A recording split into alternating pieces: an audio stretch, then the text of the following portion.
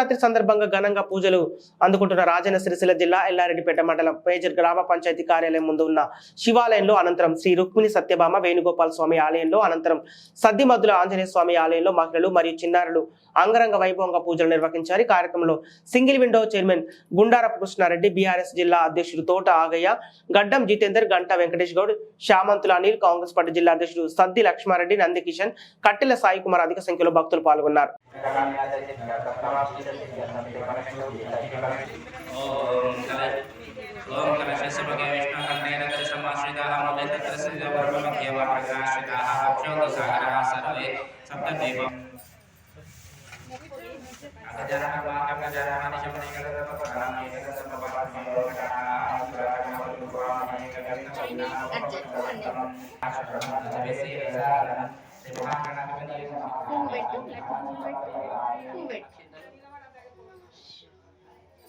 Ganapati పూజ